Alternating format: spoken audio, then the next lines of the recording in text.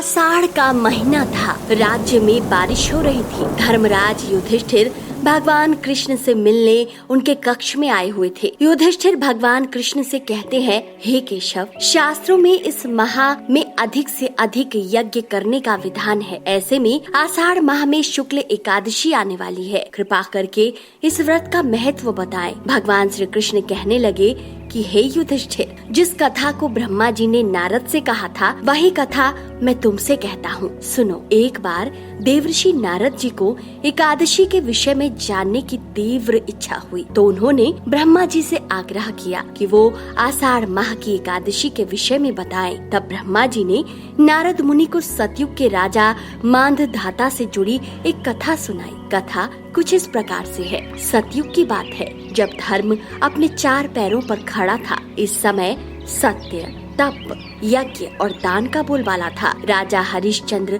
प्रहलाद जैसे राजा इसी युग में थे। कहते हैं इसी युग में मांधाता नामक एक राजा हुआ करता था। वह बड़ा धर्म परायण था, इसलिए प्रजा भी हमेशा तप ध्यान में लगी रहती थी। कहते हैं उसके राज्य में प्रजा बहुत सुखी रहा करती थी, किंतु भविष्य में क्या हो जाए यह तो कोई नहीं जानता। एक बार राजा मांधाता अपने दरबार में मंत्री गणों के साथ चर्चा कर रहे थे, इस बात से अनजान कि उनके राज्य में शीघ्र ही भयंकर अकाल पड़ने वाला है। कहते हैं राजा मांधाता के राज्य में पूरे 3 वर्ष तक वर्षा न हुई और इस वजह से भयंकर अकाल पड़ा। इतना भयंकर अकाल कि चारों ओर हाहाकार मच गया। प्रजा के सामने जन्म और मरण का संकट आ गया। इस वजह से यज्ञ, हवन, पिंडदान, कथा, व्रत में कमी आने लगी। मित्रों, जब मनुष्य पर मुसीबत आन पड़ती है तो धार्मिक कार्यों में प्राणी की रुचि खुद ब खुद नहीं रहती। प्रजा हर दिन राजा के पास जाकर अपनी वेदना की दुहाई देती। राजा अपनी प्रजा की ये दशा देख बहुत दुखी होते। वे सोचने लगे कि आखिर मैंने ऐसा कौन सा पाप कर्म किया है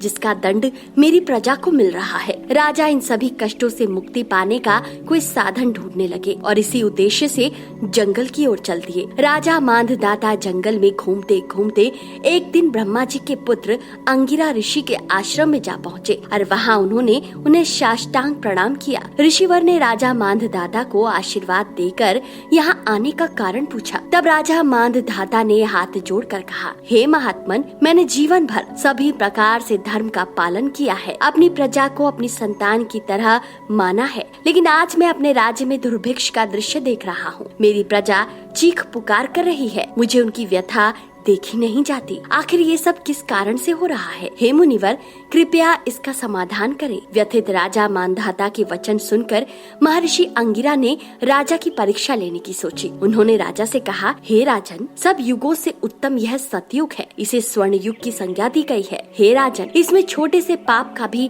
बड़ा भयंकर दंड मिलता है। इस युग में सभी वर्ण अपने कर्म से बंधे हैं। जैसे ब्राह्मण के अतिरिक्त किसी अन्य जाति को तप करने का अधिकार नहीं है, जबकि आपके राज्य में एक शूद्र तपस्या कर रहा है। यही कारण है कि आपके राज्य में वर्षा नहीं हो रही है। जब तक वह काल को प्राप्त नहीं होगा, तब तक आपके राज्य में व्याप्त दुर्भिक्ष शांत नहीं होगा। दुर्भिक्ष की शांति तभी संभव है जब तक आप उसे सजा न दे दें। ऋषि की बात सुनकर दयालु राजा और ज्यादा व्यथित हो गया। उनका हृदय एक निरपराध शूद्र तपस्वी को दंड देने के लिए तैयार नहीं हुआ। उन्होंने कहा, हे देव, मैं उस निरपराध को मार दूं? यह मेरा मन स्वीकार नहीं कर रहा है। कृपया करके आप कोई और उपाय बताएं। राजा की बात सुनकर महर्षि अंगिरा मुस्कुराए और बोले, हे राजन, आषाढ़ माह के शुक्ल पक्ष की एकादशी आ रही है। ऐसे में अगर आप ये व्रत रखें तो आपको इस व्रत का फल अवश्य मिलेगा।